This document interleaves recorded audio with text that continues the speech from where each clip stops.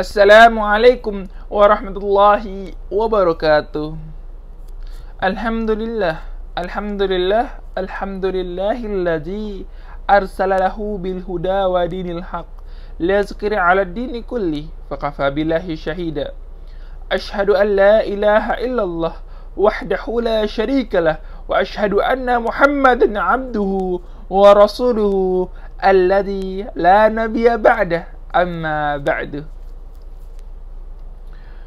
وقال الله تعالى في القرآن الكريم أعوذ بالله من الشيطان الرجيم بسم الله الرحمن الرحيم شهر رمضان الذي أنزل فيه القرآن هدى للناس وبين من الهدى والفرقان صدق الله العظيم. Apa kabar teman-teman yang insya Allah dirahmati oleh Allah Subhanahu wa Ta'ala? Dalam kesempatan kali ini, saya ingin menjelaskan dan menceritakan sebuah kisah tentang turunnya Al-Quran, Nuzulul Quran. Saya akan menjelaskan terlebih dahulu Nuzulul Quran. Al-Quran diturunkan kepada Nabi Muhammad dengan cara berangsur-angsur, tidak sebagaimana kita telah pegang, telah kita baca, telah kita amati bahwa Quran saat ini dibentuk menjadi sebuah buku. Namun ketika pertama kali Nabi Muhammad SAW mendapatkannya, itu dengan cuma 5 ayat, yaitu ayat 1-5 dalam surat Al-Alaq, yaitu surat ataupun wahyu pertama yang Nabi Muhammad SAW terima. Jadi bukan seperti sekarang teman-teman, yang udah ada yang digital, ada yang dalam bentuk buku, ataupun Al-Quran bertafsir atau berarti. Tapi ketika Nabi Muhammad SAW menerima pertama, yaitu dengan hanya 5 ayat.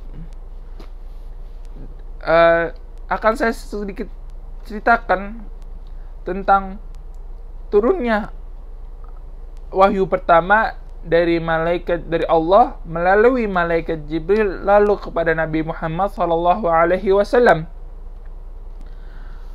Ketika itu Nabi Muhammad SAW ingin menyendiri dari kota ataupun wilayah saat ia tinggalkan dengan mayoritas jahiliyah.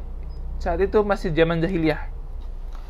Lalu Nabi Muhammad SAW pun pergi ke Gua Hira, gua yang ada di daerah Mekah. Lalu ia ingin menyendiri. Lalu ketika ia menyendiri di Gua Hira, datanglah seseorang yang tidak dia kenal. Lalu seorang itu berkata, Iqra. Lalu Nabi Muhammad SAW menjawab, saya tidak bisa membaca. Lalu orang tersebut memeluk Nabi Muhammad SAW dengan begitu kencangnya, lalu dilepaskan. Lalu seorang itu berkata lagi, Iqra. Lalu Nabi Muhammad SAW pun menjawab, saya tidak bisa membaca. Lalu untuk kedua kalinya Nabi Muhammad SAW dipeluk dengan erat oleh malaikat Jibril, lalu dilepaskan. Lalu berkata untuk ketiga kalinya, Iqra bismi rabbikal ladzi khalaq khalaqal insana min 'alaq Iqra wa rabbukal akram.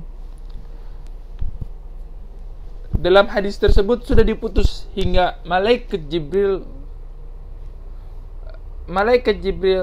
memberikan wahyu pertamanya.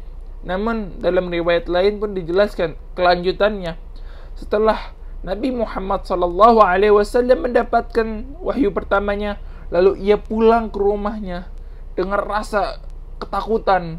Lalu ketika itu Rasulullah SAW masuk kamar, lalu bertemu dengan Khadijah. Lalu Nabi Muhammad meminta tolong, menyuruh kepada istrinya, selimuti aku, selimuti aku. Lalu Khadijah selimuti. Setelah Nabi merasa tenang, lalu Nabi Muhammad SAW menceritakannya kepada Khadijah. Lalu Khadijah mengajak Nabi Muhammad SAW untuk bertemu pamannya, yaitu Waraqah, seorang ahli kitab yang menerjemahkan Injil ke dalam bahasa Arab. Lalu Khadijah dan Nabi Muhammad SAW menemui Waraqah.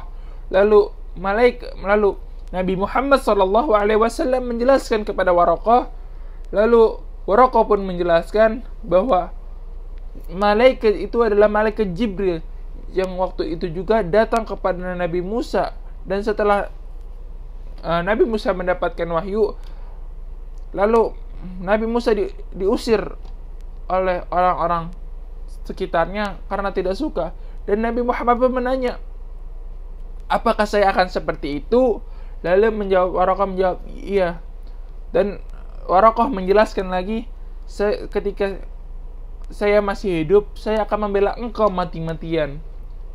Dan itu pun sedikit kisah dari turunnya Al-Quran, nuzulul Quran, yang diturunkan wahyu pertama kepada Nabi Muhammad SAW.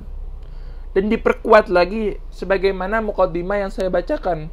A'udzubillahi minasyaitonirrajim. Syahrul Ramadan alladzi unzila fihi al-Qur'an hudan linnas wa baina minal huda wal furqan. Al-ayah.